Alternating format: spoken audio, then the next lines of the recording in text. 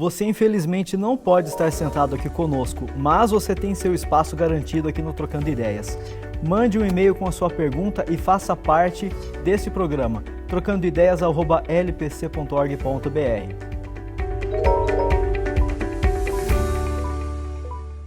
Muito bem, mais uma semana com vocês aqui no Trocando Ideias e com o Reverendo Hernandes. Olá, pastor, como vai? Tudo bem, Tiago? Tudo bem, graças a Deus. Privilégio estar aqui neste lindo programa Trocando Ideias e é uma benção poder partilhar isso com você nesse tempo aqui. O programa Trocando Ideias é um oferecimento da Igreja Presbiteriana de Pinheiros, uma igreja muito relevante no cenário cristão nacional, não é mesmo, pastor? Com muitos projetos sociais. A Igreja de Pinheiros hoje é uma referência na área missionária, plantação de igrejas, socorro aos necessitados, ajuda as pessoas no Brasil e mundo afora, graças a Deus. Muito bem.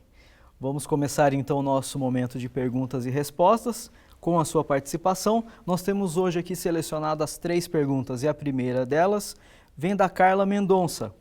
Pastor, muitas pessoas dizem que depois que Jesus morreu na sexta-feira, ele desceu ao inferno. É verídico isso? A expressão descer ao inferno faz parte, não do texto bíblico, mas faz parte do credo apostólico. Desceu ao Hades. A ideia básica, Tiago, que os reformadores entenderam, que isso não é um fato literal, que ele foi ao inferno, como se ele tivesse ido lá pregar aqueles espíritos que estavam lá já condenados ao inferno. Mas descer ao inferno é uma expressão que significa a agonia da cruz. Foi assim que Calvino entendeu, é assim que os reformadores entenderam. Quando Jesus estava na cruz, tomando o nosso lugar, carregando sobre o seu corpo os nossos pecados, sendo feito maldição, o sol escondeu o rosto dele, o Pai o desamparou quando ele gritou, Deus meu, por que me desamparaste? Naquele momento, Deus lançou sobre ele a iniquidade de todos nós, agradou ao Pai moê-lo naquela cruz. E essa agonia, não apenas física, mas sobretudo espiritual, ele sendo amado do Pai, sendo desamparado pelo Pai, e ele sendo santo, sendo feito pecado, sendo bendito, sendo feito maldição, ele bebendo sozinho o cálice amargo da ira de Deus que devia cair sobre a nossa cabeça, como nosso supremo representante e fiador. Ali aconteceu a agonia de descer ao inferno. É que esta expressão representaria essa máxima agonia dele na cruz do Calvário.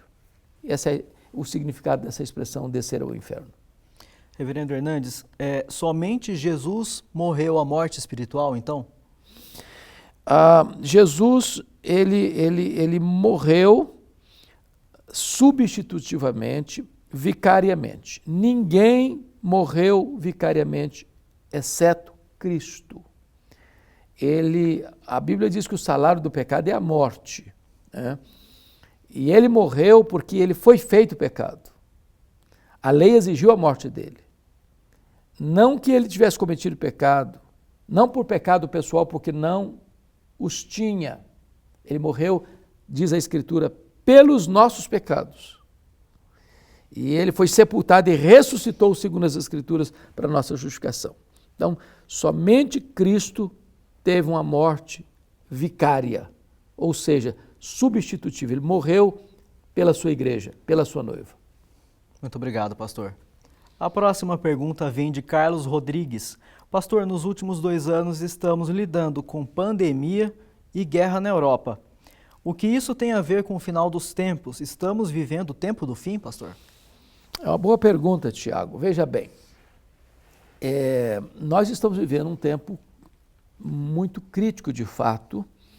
Você vê que nós tivemos muitas epidemias na história, como a chamada peste negra na Europa, que dizimou 1/3 da Europa. Nós tivemos a febre espanhola no começo do século XX, que foi de uma letalidade absurda, mas Este ano o ano 2020 vem uma pandemia que não foi tão letal no sentido de óbitos, porque nós tivemos mais de 6 milhões de óbitos, mas nós temos quase 8 bilhões hoje de habitantes, né? Mas nenhuma foi tão ampla, extensa, como esta.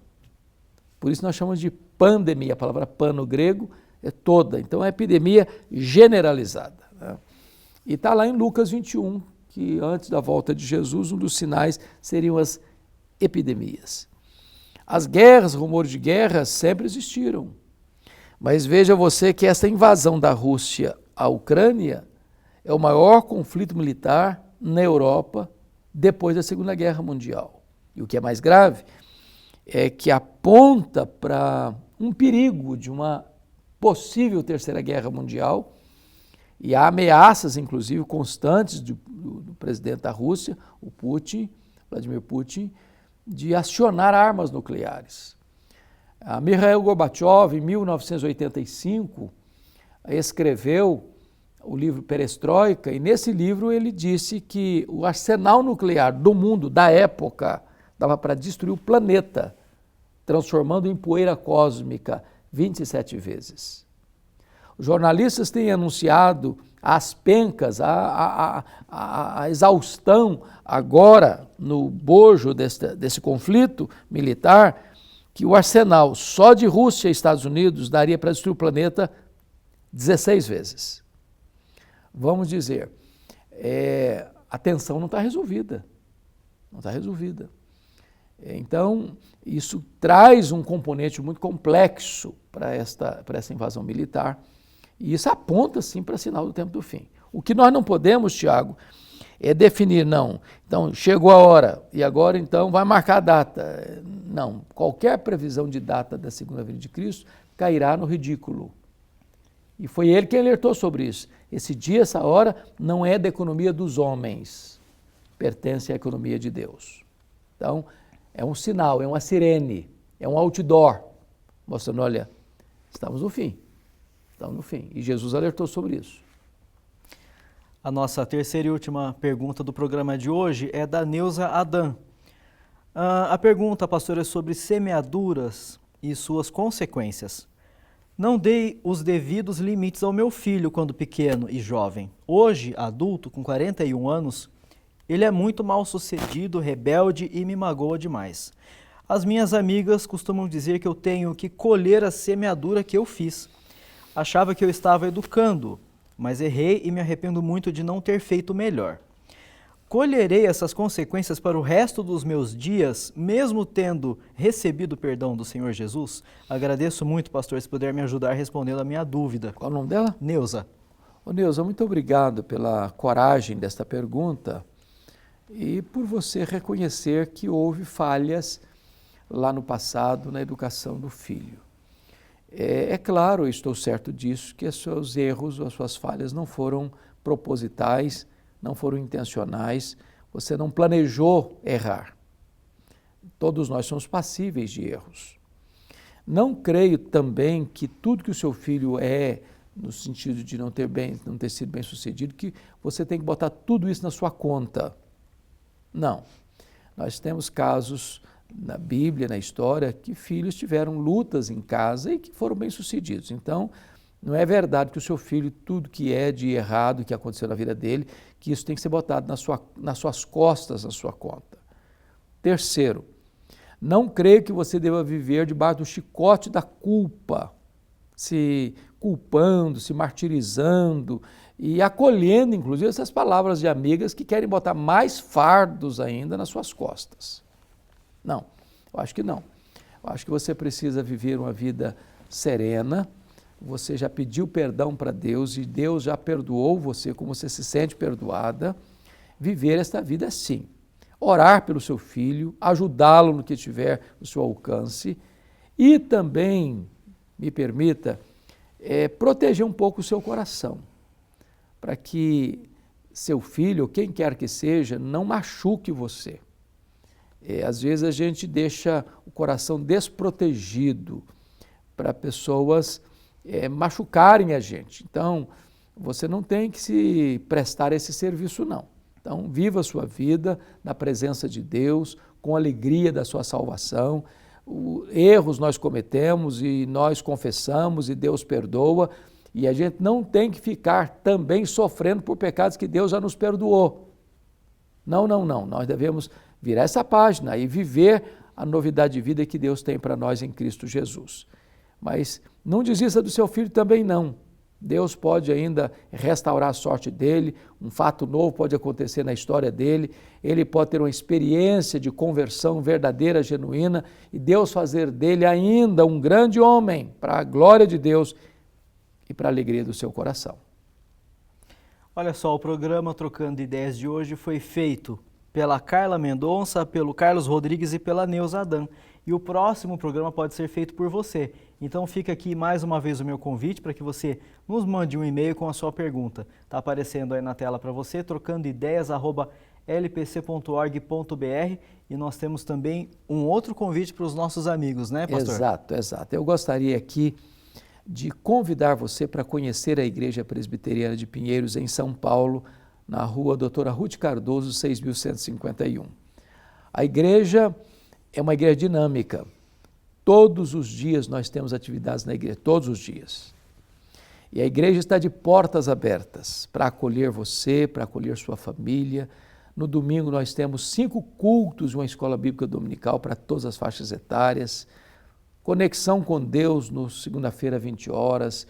Mulher Esperança, terça-feira, 2h30 da tarde.